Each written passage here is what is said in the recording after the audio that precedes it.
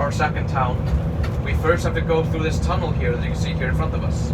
So this tunnel is known as Bolungarvíkurgöng, or the Tunnel of Bolungarvík. So, but before this tunnel was made in 2010, before this tunnel was made, you would actually have to go along the road here seen to our right. So this road would go along the mountain and then towards Bolungarvík from there. But the reason why we're going through the tunnel instead is mainly because, as you can maybe see on the right, the road quality there is maybe not the best. A lot of holes in the ground and, you know, very uncomfortable to drive on. And that's for reasons as well, like the road has been prone to like deterioration a lot. Like a lot of the road is just crumbled into the ocean, and there's like large holes in the ground. So, you know, it's maybe not the best thing to drive in, at least. But it's still a very popular cycling route among locals and like a walking route. And maybe cycling from here, from Bolungarvík at least towards Ísafjörður, takes maybe about like 2 hours or so on a good day. So maybe it's good to have this tunnel here instead.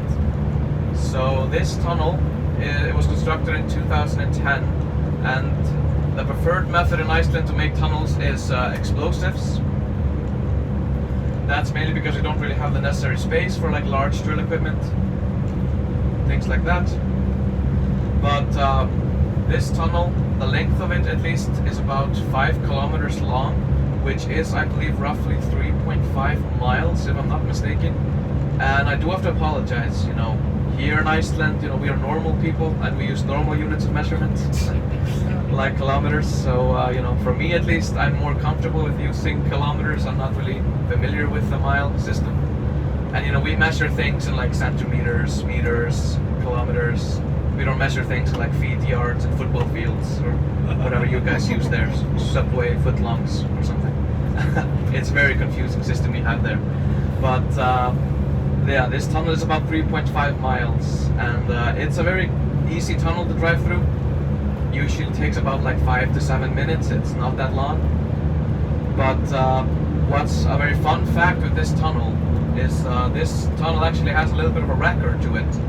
And as you can maybe see in front of us, like there's one car in front of us and no one is coming in front of us as well.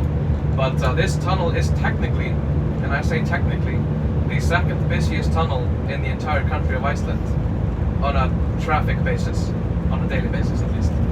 But, and I wish I were being sarcastic here, but I'm actually telling the truth. But on an average, on a daily basis, there's maybe around 500 to 1,000 cars going through here per day, or at least vehicles. To maybe easily explain this number for you, the population in Bolungarvík, the town that we're about to go to, the population there is only about 1,000 people or so. I think it's like 1,007. I should maybe know this mainly because I am from Bolungarvík, but I'll get into why that's important in a little bit. But yeah, so picture like 500 of those people have a car. They all go through the tunnel once, maybe to go to work or to go shopping, and then they have to go through the tunnel back, you know, to go home. So, you know, that's basically 1,000 cars on a daily basis. And that's, you know, makes it the second busiest tunnel in the country. But in the summertime, this number can maybe go up to like 2,000 cars, maybe. But that's mainly because of the added traffic from like the buses and also like, you know, tourists that come here as well.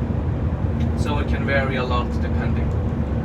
Now, the reason why I had to tell you that I am from Bolungarvík, the town that we're about to see, that's for, you know, mainly because I'm from Bolungarvík, as I pointed out. And why that's important is mainly because Bolungarvík is the second largest town in the area. Ísafjörður, the town that we were in, is the largest. Which just means that, you know, historically, these two towns have had a bit of a rivalry between each other over which town is better. So a lot of times you would find like tour guides and drivers, you know, they're talking bad about the other town and they're making their town look good, things like that. So I have to give you a bit of a warning now, or like a heads up, that while we're here in Bolungarvík for like the last part of the tour, the last 2 stops, I will be a little bit biased while we're here in Bolungarvík, but you know, you probably won't notice it by a bit. It's usually, you know, when the drivers are from Ísafjörður, they usually tend to notice it a lot and they get pretty angry about it. Like I remember one time, one of our drivers, I said something and he just responded by giving me the middle finger. Really nice. But you know, it's all like in a fun, joking way. We're not actually bitter about it. It's just, you know, to make things more fun and interesting on the bus. And it can sometimes get pretty heated here in the front.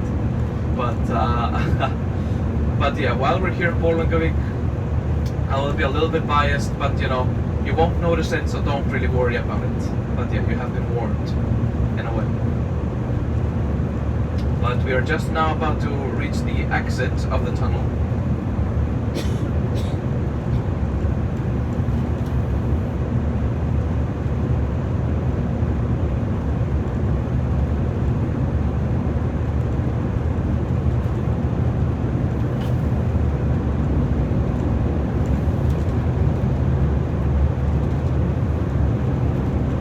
And here I can now officially welcome you all here to Bolungarvík. Now, as you can see, it's clearly a lot more beautiful than Ísafjörður is.